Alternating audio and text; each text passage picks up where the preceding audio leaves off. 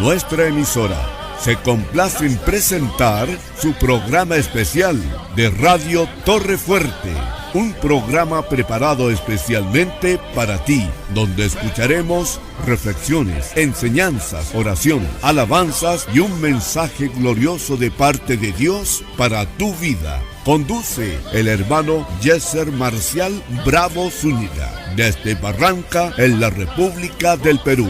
Un encuentro glorioso y armonioso con la bendita palabra de Dios y su presencia en medio nuestro, donde los enfermos serán sanados y el caído será levantado. Programa especial de Radio Torre Fuerte. Sean todos bienvenidos. Pero no más espera, canción del Señor está aquí. Que los ciegos no miren, cautivos se libres, si levantas tu voz se vendrá.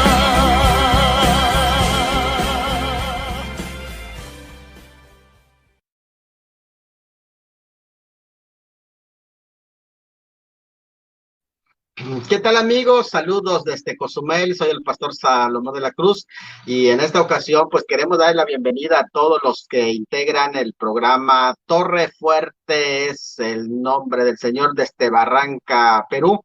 También al grupo Instrucción Teológica, invitamos para que este video llegue a más personas, más hermanos, porque es un video de instrucción y entonces invitamos para que le dé like, me gusta, seguir a las páginas de la radio Torre Fuerte, como también a Instrucción Teológica y los videos, compártanlos para que otros también puedan estudiar. Esta es la segunda parte del tema que hemos comenzado sobre el libro de Daniel, su crítica, historia y profecía. Es la sección número 10, segunda parte.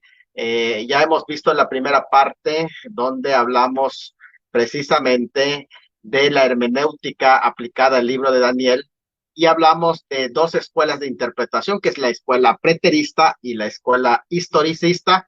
En esta ocasión nos vamos a enfocar al estudio futurista, de cómo se interpreta dentro de esa escuela el libro de Daniel. Así que bueno, pues, ¿qué les parece? Hacemos una oración rápidamente y también pues ya nos vamos a estudiar la palabra del Señor. Padre, en este momento te pedimos que nos acompañes en este estudio bíblico. Ábrenos la comprensión, el corazón y la mente para entender tu palabra. Y a todos mis hermanos que se empiezan a conectar, también puedan participar juntamente con nosotros en este gran taller, en esta gran enseñanza, en esta transmisión de YouTube y Facebook Live. Así que en el nombre de Jesús te lo pedimos. Amén. Muy bien, bueno, pues vamos a estar continuando con el tema llamado hermenéutica aplicada al libro de Daniel, es decir, la interpretación del libro de Daniel. Ya hemos hablado de la escuela preterista que interpreta que el libro de Daniel todo ya se ha cumplido y no queda nada por cumplir en el tiempo presente. La escuela que vimos también es la escuela muy popular en nuestros días, es el historicismo, y esta escuela lo que enseña es que los cumplimientos se están dando hasta nuestros días de hoy en la época de la iglesia. El libro de Daniel sigue cumpliendo también.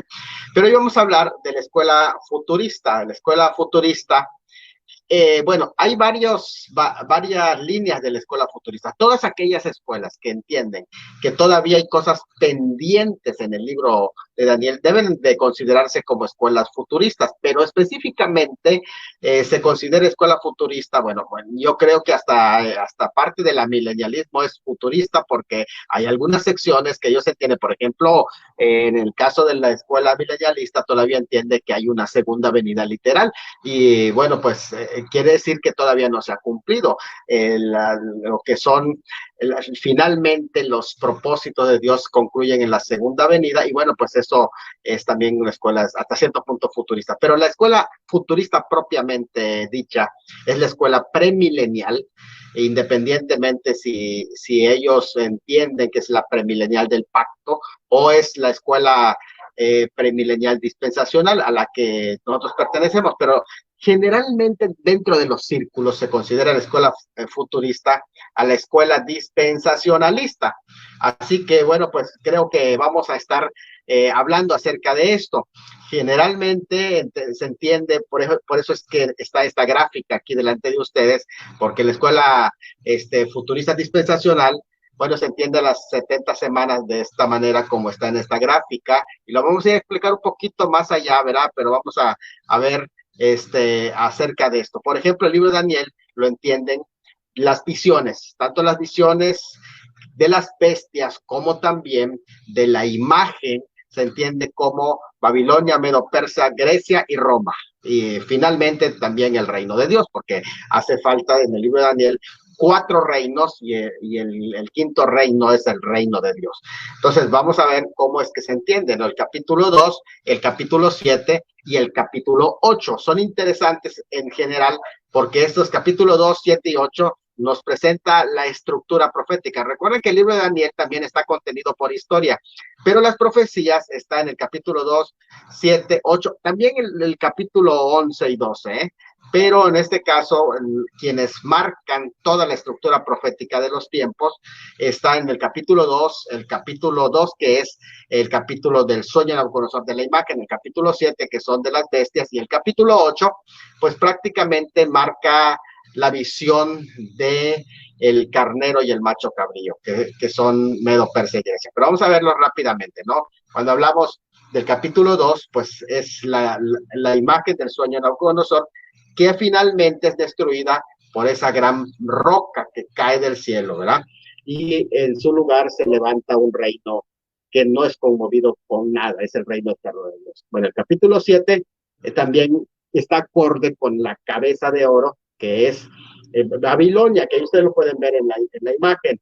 Luego los pechos y brazos de plata, que están acorde con el oso, que es 2 imperios, Medo-Persa, que ustedes pueden ver allá. No los voy a detallar ahora, porque todavía vamos a tener una explicación. Solamente estoy diciendo cómo la escuela futurista entiende este concepto. Dentro del mismo visión de Daniel, en el capítulo 7, el leopardo, que representa a los muslos podemos allá de bronce que está presentado allá con Grecia.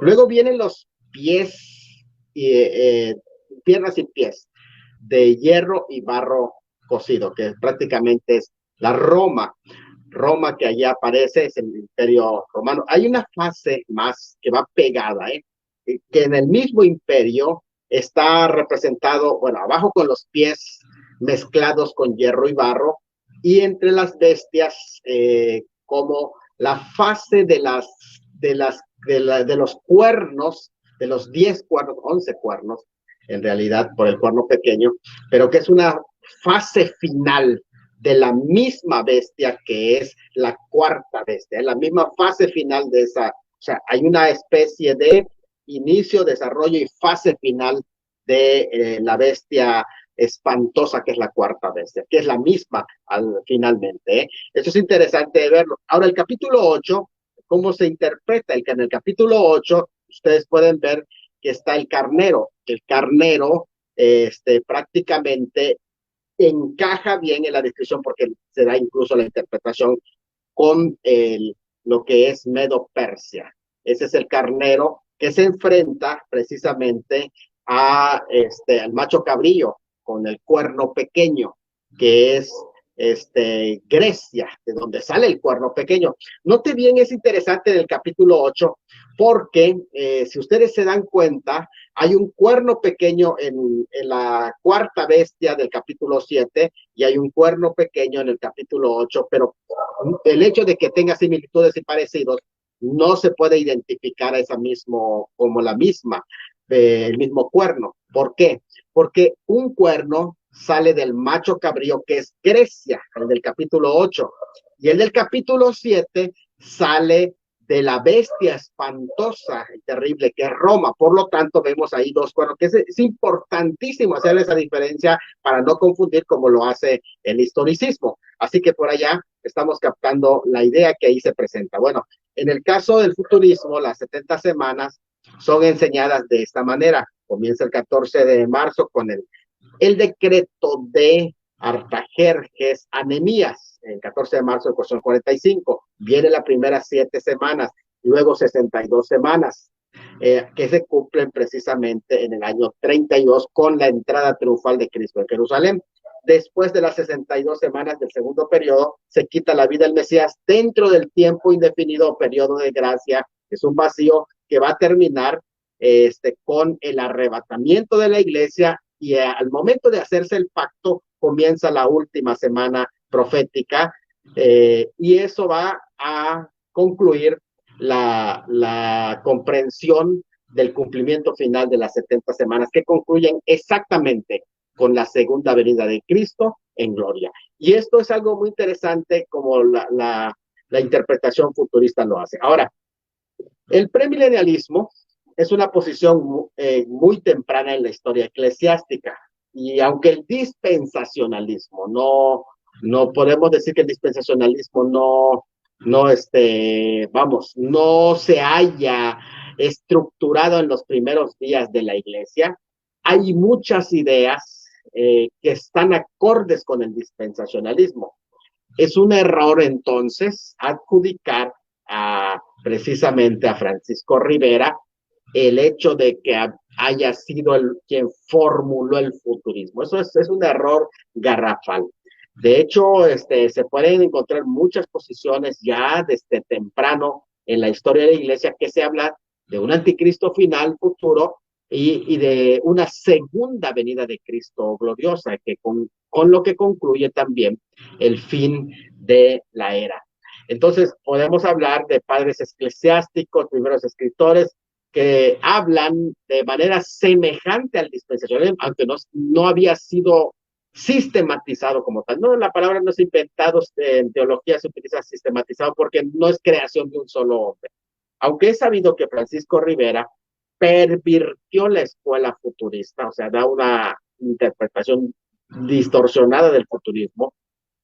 Incluso él, la interpretación futurista que da Francisco Rivera, afirmaba que la bestia, el pequeño cuerno y el hombre de pecado sería un personaje que aparecía 3 años y medio antes del regreso de Cristo. Dentro del dispensacionalismo no se cree de esa manera. Incluso la aparición del hombre de pecado es en la última semana, no solo en la mitad de la semana. Y esto es algo muy interesante a tomar en cuenta. Ahora, la argumentación de él se basó, de Francisco Rivera, hablando del futurismo, de su futurismo. Es interesante ubicar esto. El futurismo que presenta Francisco Rivera, el jesuita, se basó en citas de la patrología para demostrar la aparición del anticristo como que es un judío que aparecería inmediatamente antes del segundo advenimiento, citando a Efraín el Sirio, a Juan Crisóstomo, a Cirilo de Jerusalén, a Agustín de Hipona, Teodoreto, Próspero de Aquitania, Gregorio y Vera. Además, destacó que al ignorarse la fecha del magno acontecimiento del regreso del Redentor, o sea, la segunda venida, no era posible establecer el año cuando se presentaría el anticristo como un judío de la tribu de Dan. Esto es por el tema de la inminencia. Por lo tanto, aquí, en este sentido, el futurismo de Francisco Rivera sí es acorde con el dispensacionalismo en este punto, porque cree en la inminencia en ese sentido, que no sabe en qué momento va a aparecer, a diferencia del historicismo, que va poniendo fechas para la aparición de estos personajes. Esta misma posición fue defendida por el jesuita portugués Blais Viegas y el cardenal italiano Roberto Bellarmino. El jesuita belga Cornelius de Lapide y el dominico valenciano Román Malvenda. Ellos defendieron el futurismo.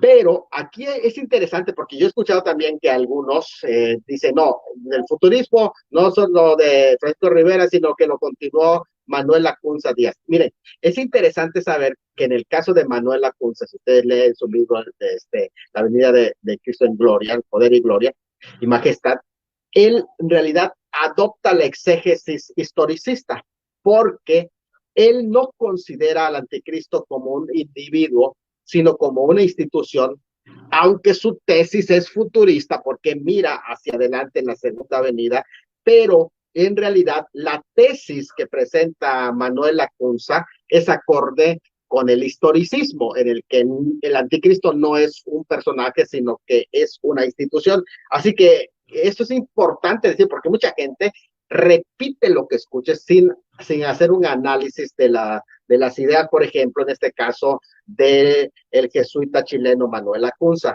Él no tiene una tesis futurista en el caso de la interpretación del anticristo, sino su tesis es historicista, porque entiende que el anticristo no es un personaje final, sino que se trata de una institución.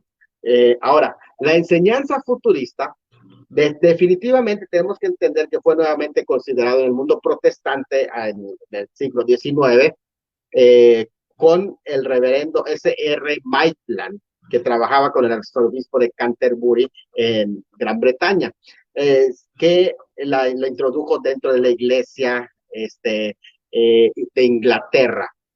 4 años más tarde, después de este personaje, pues encontramos a John Darby, quien es un gran dispensacionalista que sí empieza la sistematización ya más catedrática, por así decir, del dispensacionalismo, aunque encontramos muchas posturas dispensacionales mucho antes, ¿eh? O sea, realmente Darby no es un solitario que inventó, como algunos quieren enseñar, lo que es el futurismo. Ustedes se dan cuenta cómo estamos viendo la historia, que incluso en citas de padres eclesiásticos, allí hay muchísimo argumento para hablar del futurismo.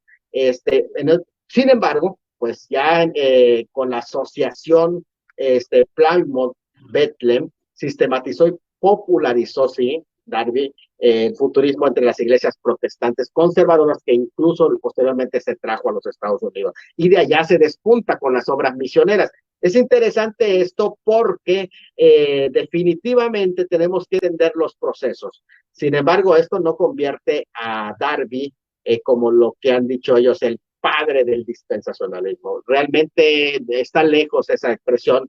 Es una figura muy importante porque va a sistematizar ciertos elementos del dispensacionalismo, pero actualmente el dispensacionalismo de Darby es lejos de lo que es el dispensacionalismo en el día de hoy. También se enseña que aparecerá un anticristo personal, quien cumpliría lo dicho acerca del cuerno pequeño en Daniel 7, y el rey del norte de Daniel 11, 36 al 45 pertenecen a esa misma figura profética.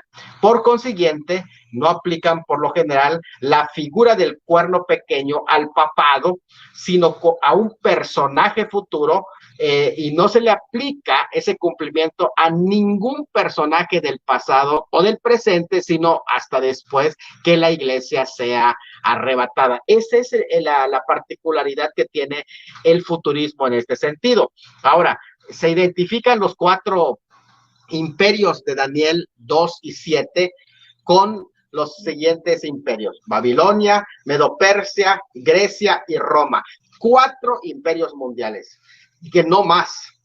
Pero no solo ven a la Roma histórica en la cuarta monarquía, sino también a la cuarta monarquía de las 4 bestias y de las 4 fases de la imagen, sino que también se entiende a la Roma imperial revivida en el futuro, después de la cual el reino de Dios va a ser establecido en la fase final de esa Roma revivida, en la época de los 10 reyes, como dice la escritura, y en los días de esos reyes, el Dios del cielo levantará un reino que no será jamás conmovido. En los días de esos reyes contemporáneos, los 10, y el cuerno pequeño.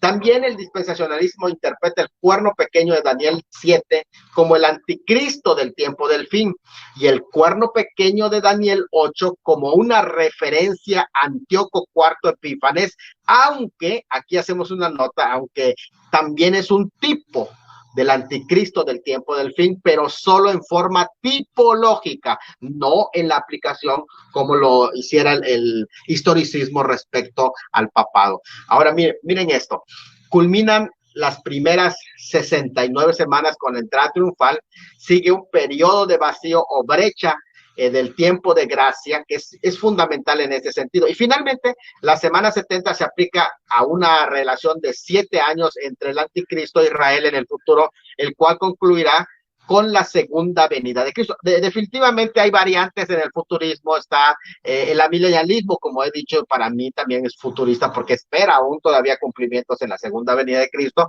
y aunque no cree en el reino milenial posterior, pero finalmente es futurista, porque todavía hay cosas que van a cumplirse.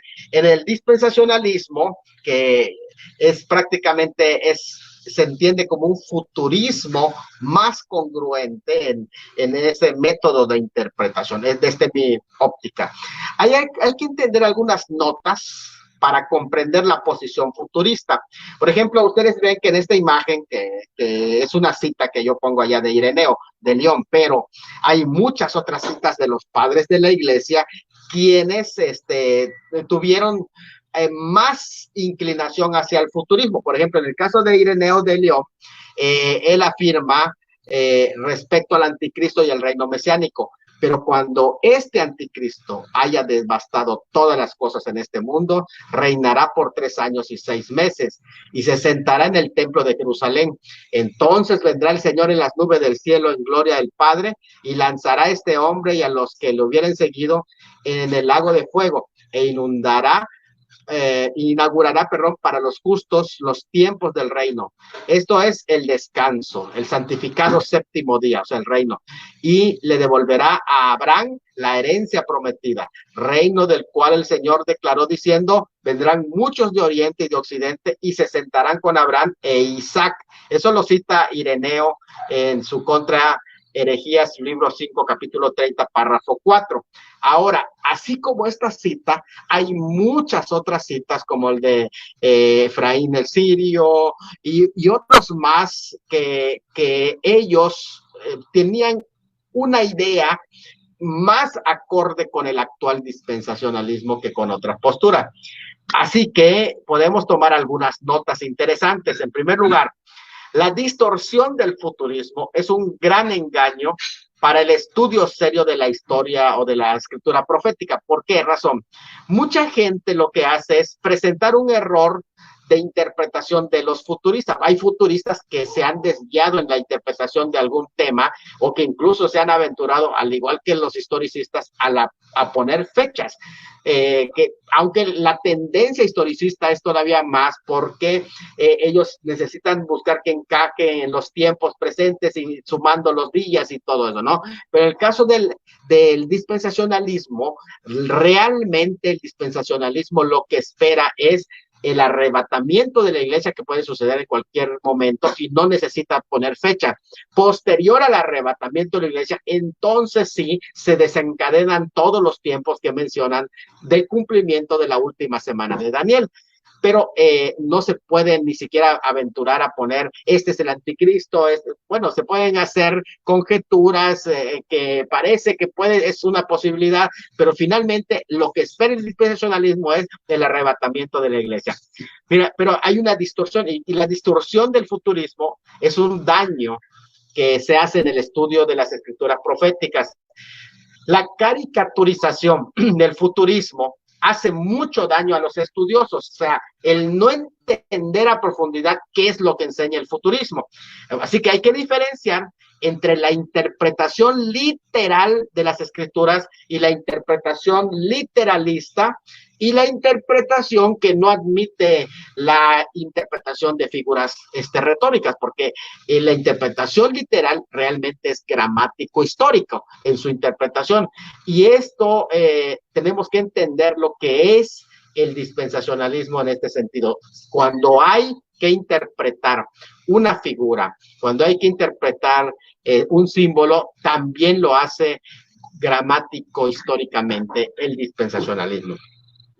Ahora, los enemigos del dispensacionalismo generalmente presentan a Francisco Rivera como el creador del futurismo y le denominan padre del futurismo, lo cual no es exacto, lo cual es un desatinado y malicioso desatino, ¿verdad? Pues, por ejemplo, el amilenialismo ya se puede encontrar en otros pensadores, que en este caso, el milenialismo ya se encuentra en pensadores como los montanistas, el milenialismo. Y cuando se dice esto, lo que se está olvidando, recuerden, es quien depende de quién lo dice. Si lo dice un historicista, hay que recordarle que Joaquín de Fiori es prácticamente el antecesor, que también es un jesuita, del historicismo.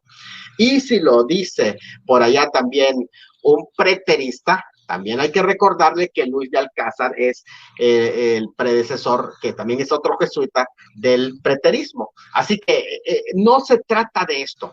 Lo más interesante aquí ¿es bíblico o no es bíblico? Aquí lo que hay que hacer es un equilibrio, como en la imagen que están presentando, un equilibrio. Debemos prestar atención tanto al pasado como al futuro, pero también debemos tener habilidad de interpretar el presente, aplicando los textos sin caer en la interpretación forzada como las del historicismo. Miren, las interpretaciones de los reformadores tampoco son infalibles, porque a veces se apela, a ver, ¿qué reformador predicó el dispensacionalismo? Bueno, no son infalibles. Con respecto a la escatología, dejaron muchos recovecos los reformadores. Lo más importante no es qué reformador habló de eso. Lo más importante no es qué creyó la iglesia, sino qué enseña las Sagradas Escrituras. Definitivamente eso es lo más importante. Además, la postura del futurismo, tal cual lo expresa Francisco Rivera, no es la postura del dispensacionalismo. Eso hay que aclararlo bien, porque acuérdense que él creía 3 años y medio antes, de la segunda venida aparecería el anticristo. Realmente apenas es un acercamiento borroso del dispensacionalismo. De hecho, ni siquiera presenta la fe en el rapto de la iglesia. Francisco Rivera no presenta el rapto de la iglesia, sino como una venida única post-tribulación. Así que pues, no se debe de hacer esa identificación. Por otro lado, Roberto Bellarmino, que también fue un cardenal, tampoco debe de verse como que es el fundador de todo esto. Miren, el futurismo o milenialismo fue predicado antes de estos personajes. Desde los apóstoles hasta los padres posapostólicos, como le he dicho, tenemos allá muchas citas que no es el momento para hacer la presentación ahora. Por lo tanto, es una falta de exactitud histórica cuando alguien dice que fue creado el futurismo por Francisco Rivera y su compinche jesuita, el cardenal Roberto Bellarmino. O sea, es una inexactitud histórica. O sea, es aventurarse a ser inexactos en la presentación de su argumento.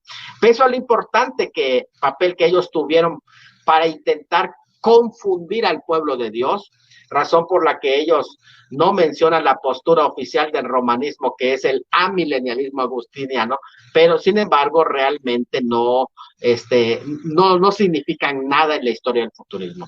La iglesia debe profundizar de manera imparcial, con objetividad y con equilibrio en los temas de la escatología, para no caer en extremos dañinos que solo apoyan una postura denominacional, aunque no tenga respaldo bíblico. Aquí hay que ser equilibrados en este sentido y es la razón por la que estamos haciendo esta hermenéutica. Por ejemplo, hay algunos dicen, a ver, el falso rapto secreto, el gran engaño. Ustedes seguramente lo han visto esto corre como ríos dentro de las redes sociales, en YouTube, en Facebook, etcétera. Pero la lectura parcial de personas resentidas solo entorpece la investigación bíblica, pone estorbos a la búsqueda de una verdad objetiva y apoya la postura denominacional, aunque esté en contra de la Biblia. Debido al odio encarnizado contra la doctrina del rapto pretribulación, sus adversarios están usando algunas informaciones equivocadas, presentando una argumentación condenatoria con teorías de conspiración, en el que dice, no, fue creado el rapto falso por la Iglesia Católica, cuando la misma Iglesia Católica no cree en el rapto pretribulación, por favor. Entonces tenemos que ubicar realmente las cosas como son, presentando una argumentación condenatoria de esta manera.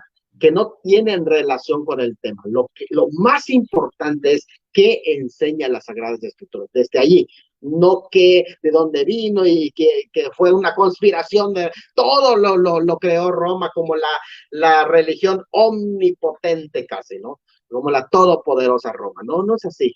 Tenemos nosotros que trabajar en la investigación bíblica y la exégesis bíblica. Invito a la seriedad, invito a la objetividad de la interpretación histórica, teológica, gramático-histórica, en esta área de la escatología. O lo único que se estará logrando al final es uno de los propósitos planeados por los jesuitas, si quieres que haya esa planeación, que es dividir al pueblo de Dios, haciendo que caiga en extremos, alejándose de la verdad bíblica. Cuando, si lo que estás haciendo es cayendo en los dichos de ellos, prácticamente lo único que estás agarrando es todos los errores que ellos están promoviendo y estás cayendo en el juego. ¿Cuál juego? Divide y vencerás. Y atacándonos unos a otros. Ahora, vamos a hacer esto. Hagamos análisis serio de las Sagradas Escrituras. Creo que los diversos acercamientos que hemos visto, dos vimos la semana pasada y hoy, con este que hemos visto, los diversos acercamientos son complementarios. Estudia todas las posturas. La postura preterista, la postura historicista, la postura futurista. Estúdialo exegéticamente. Cada uno de ellos, esas posturas, van a contribuir al equilibrio en tu interpretación.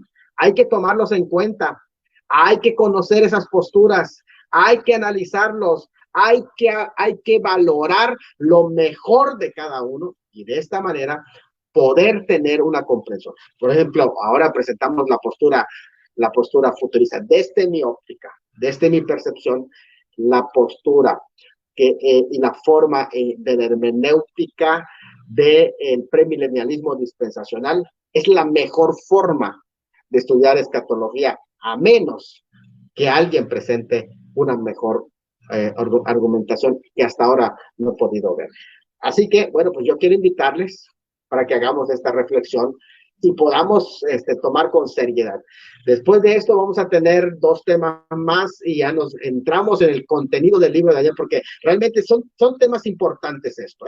La idea es que tú puedas tener una preparación más profunda en el tema y el acercamiento que tengas al libro de Daniel. ¿Qué te parece? ¿Por qué no le dices, Señor, abre mi corazón para poder recibir estos estudios, esta palabra, y de esta manera yo pueda ir creciendo y tener un concepto más juicioso, amplio de tu palabra? Vamos a orar. ¿Qué les parece si oramos y nos ponemos en la mano del Señor? Señor, te damos muchas gracias porque nos permites estudiar juntamente con mis hermanos estas palabras y ojalá que esta comprensión de la Sagrada Escritura nos amplíe en el panorama respecto a lo que tú quieres hacer con tu pueblo.